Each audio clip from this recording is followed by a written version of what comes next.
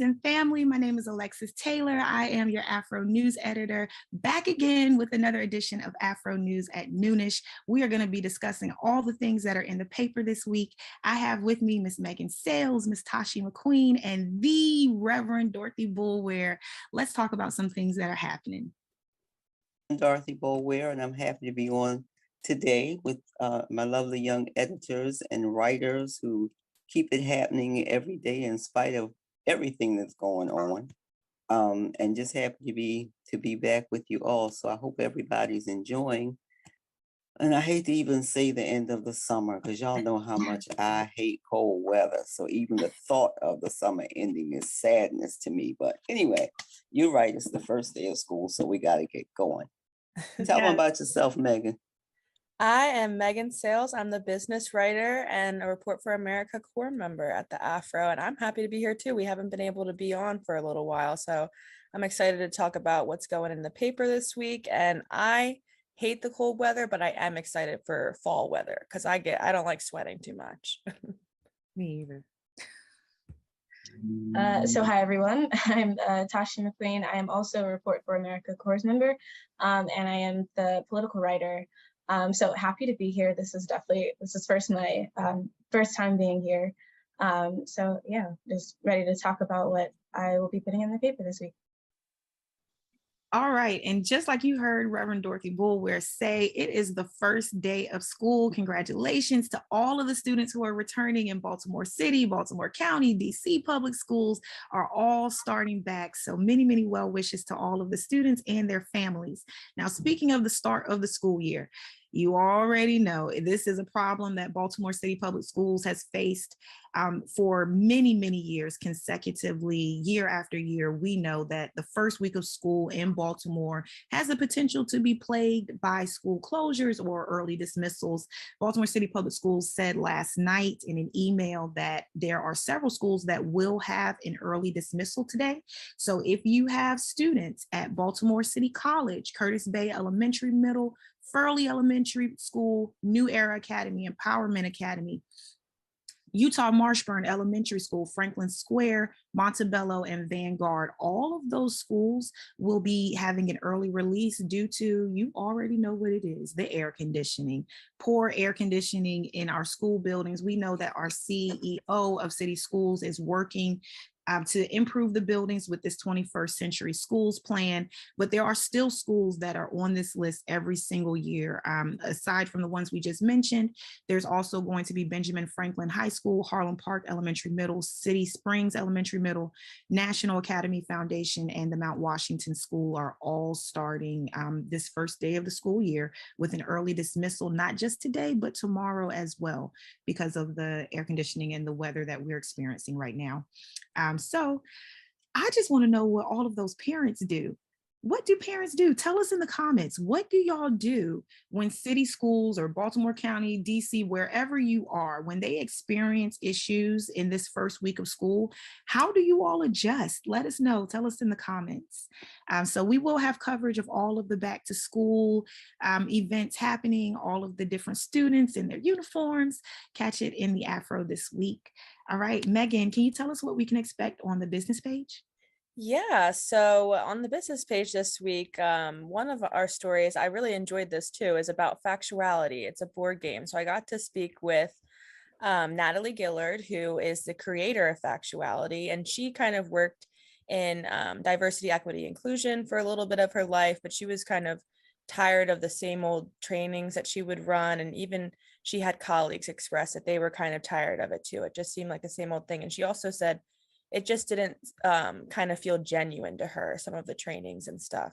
So she decided she was going to create a board game and kind of gamify diversity, equity, inclusion training. So Factuality is basically a board game that is a 90-minute crash course on the structural inequalities in America. And so it's kind of rooted in the history of America. Redlining is a big part of the conversation, but basically players they have to choose an identity that's different from their own. And they range in different kind of groups from whether you're a part of the LGBTQ plus community, whether you are Black, whether you have a disability, the characters are just all different. You have to choose something different from your identity. And basically you play the game as that character, and you see how different things and different systems and structures in the US kind of will put you at a disadvantage, and how that can affect your life.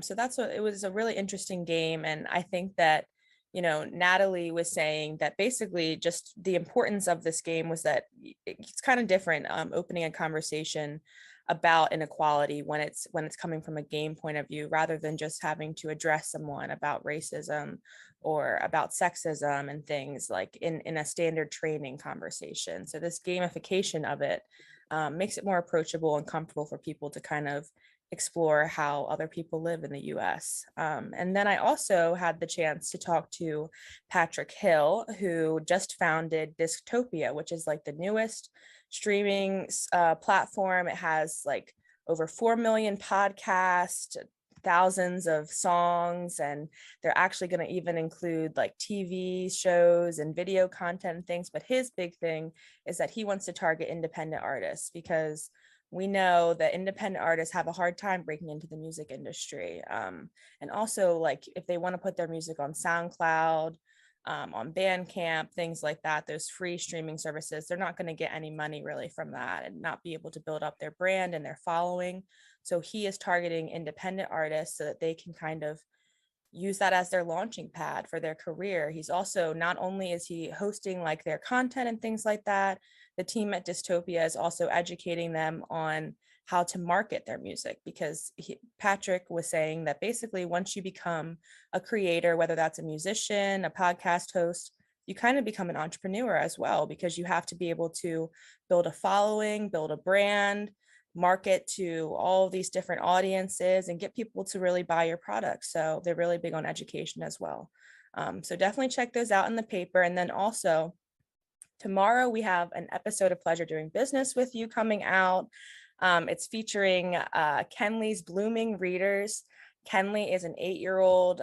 She is from Baltimore, and she has started making rainbow loom bracelets and selling them to people so that she can sponsor kids that struggle with reading in her school. So she can, she's already sponsored one kid this semester. She's sponsoring one kid this school year. And she worked with her principal. The principal is choosing like which kid needs it the most, and they're going to be able to use the money that Kenley's raised to buy into like a literacy program and things, because Kenley used to struggle with reading when she was younger. So she started this business to help other kids. I am so excited to read about both of those, Megan. I actually have had the opportunity to play Factuality, so I'm really excited. We were working with YouthWorks maybe a couple of summers ago, a couple of years ago, and Nicole came in and we played Factuality as a staff. And I'm telling you, like, it really puts things into perspective for you. You know, you might, if you're a man, you might pick up a piece for a woman, and there goes some of your pay, because there's a pay gap. If you are a white woman, you might pick up a card for the Muslim woman or for a Black man.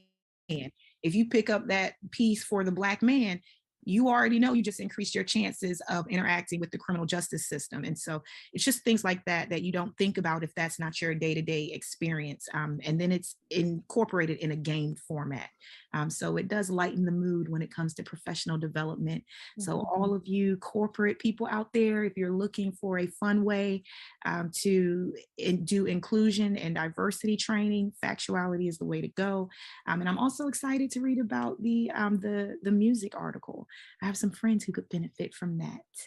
All right, Tashi, tell us what's going on. What will we see from the politics page? So we'll have the sheriff's story, which is highlighting the new sheriff that is in town.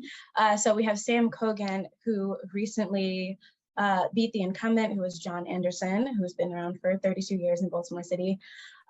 He beat him by, well, it's 51% Sam Cogan and 48% John Anderson.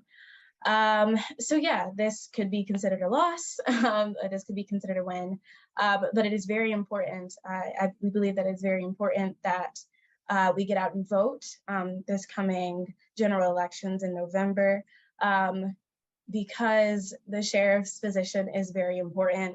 They are like one of the highest elected officials when it comes to the law enforcement.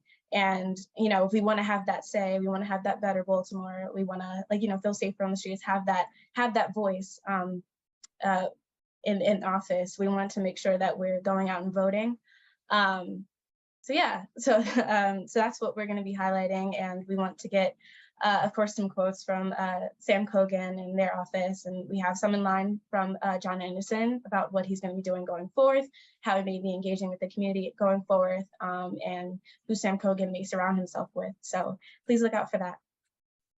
Thank you, Tashi. And I really appreciate you saying that it is so important to take part in these midterm elections. Like, it's not just the president that you should vote for, because your day-to-day life is under the control of people like the sheriff, people like the judges, people like the senators and the Congress people that you put into office that are making laws that affect you on a daily basis. So thank you for highlighting that. We really have to pay attention to these other offices that are being filled in this race. All right, come on, Rev, what you got for us? Well, it's actually more of the same thing, but just to emphasize how important voting is, I was on a call on Sunday that was started by the NAACP to remind us all of the anniversary of the original March on Washington. But again, to remind us that the struggle continues. It's not over. It was wonderful. And yes, we thought we won some things, but here we are again fighting for the same things. We won a call with Ben Chavis and the president of the NAACP and Dr. Thelma Daly. And they were all reminding us that this midterm, we've got to pay attention to it. We've got to find out which seats in Congress we could lose, which ones we need to win, so that we have a better fight when we do fight in Congress, because we seem like we're on the way and then something gets in the way. So it's important to remind everybody to vote. And, you know, just don't take people's words for it when they say they vote, because sometimes they say it and it's really not true. If you can give somebody a ride to the polls, if you can encourage them to register beforehand so there's not a lot of drama when you get there, whatever it takes. But we need to be mindful that as well off as we think we are, we have a long way to go still. Like you were saying about the game, I like that. I'm gonna have to get that game. You know, women live differently than men, and Black women than white women, and all of that. So that was an interesting reminder. So whatever you can do about that. And not this week, but coming soon, there's going to be yet another special edition. So we want to give you a heads up that the special edition for September will be about real estate. Everything you can think about, everything you want to learn about real estate. Stay tuned for it. Thanks, All right. Alexa. Thank you. Thank you, Rev, for those updates. All right, people, you see what's coming out in the paper. Make sure that you have your subscription. If you do not have a subscription to the paper edition, make sure that you go to afro.com and you sign up to make that happen. All right. Thank you, everyone. And we'll see you next Monday.